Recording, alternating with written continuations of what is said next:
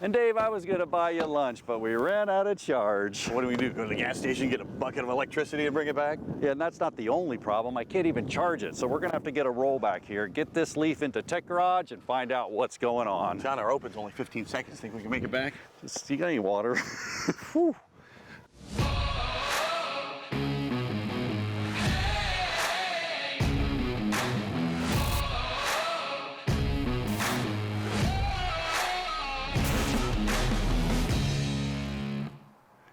Welcome to Tech Garage, presented by RockAuto.com. Well, I got out of buying lunch for Dave, and I can show you why.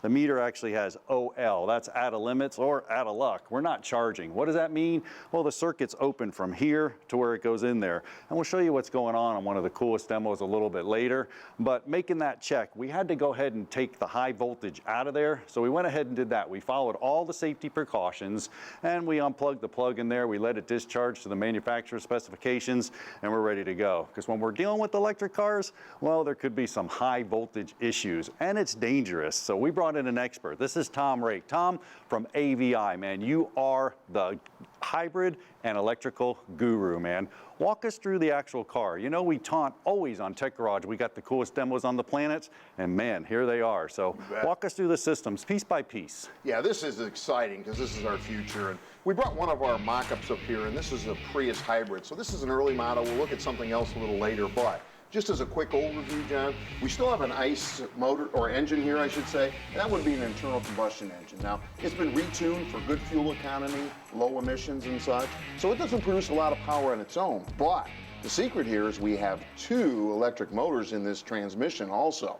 When we combine this ICE engine and the two electric motors, we make a package that runs pretty darn good. Now, let's look at some of the parts real quickly here. We have the typical coolant systems and such, so we still need to service these vehicles maintenance-wise, so that's not going to go away, but we have some additional components and such. If we look over here, we've got something called an inverter. Now, all of our batteries and such are DC, as you're aware of, and we need to get efficient with these electrical vehicles. We need to turn that DC into three-phase AC, and that's the job of the inverter. So there's various different shapes, designs, different sizes. It depends on how much electricity we need to move. These systems can go anywhere from about 48 volts on the low end all the way up towards 1,000 volts. Now, this is a high voltage system, and that's what the orange wires mean. Absolutely. Anything over 86 volts has to be an orange. We don't know how much ahead of basically 86, but very simply, we got to make sure we're careful on anything orange. You're absolutely right. And a little later, we'll show you all the safety precautions that a shop would use. But once again, Tom, they don't have to get intimidated. There's still brakes. There's still plenty you can do to this car, minus the really high voltage area.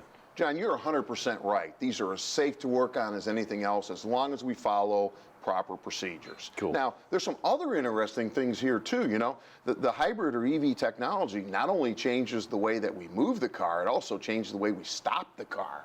You know, we've heard the term regen braking. Right.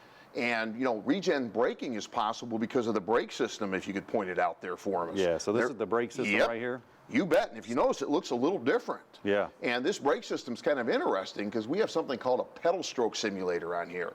You know, it would be a real shocker if someone would get in one of these cars and it feels like a totally different brake system. They'd be like, I got no brakes, you know? Yep. So what we do, the engineers do a very good job of making this thing feel like a regular braking system. So they're actually pushing on the brake pedal, but they're not applying the brakes at all. What they're doing very simply is pushing the hydraulic fluid, right through there, right, through that little actuator. Now there's plenty other behind the scenes too, so this car's skinned down. Let's take a look at the back of the car. Absolutely. Let's go ahead and do that. Well, there's a whole lot going on at the back of the car too. The actual car battery is located right there. Now that's the real battery provided by Dorman, and RockAuto.com has hybrid batteries as well, so you can replace the whole thing. But Tom, you guys at AVI, you took it to the next level once again, man. This is a cutaway. Guys, you know this is a dead battery. It's not live, or we would have safety equipment on. Absolutely right. It's a good point. Yeah. Now, what we've done here, is, as you mentioned, is we've taken this apart so we can give technicians practical testing and ability to take these apart and reassemble them. And basically, that's why this isn't live. And what we've got here is we've got 28 separate modules. Now, different batteries have different amounts of modules. They can be smaller or bigger. And each of these modules actually has 6 separate battery cells in it.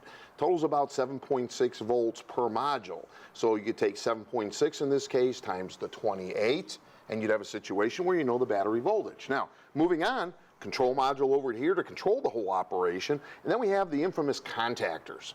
They, of course, go ahead and turn on and off the high voltage. So they're pretty important.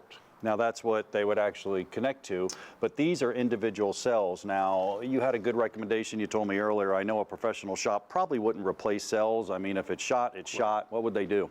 They'd replace the whole battery in a remanufactured unit like the one you pointed out earlier. That would be the way to do it, because then there's a full warranty.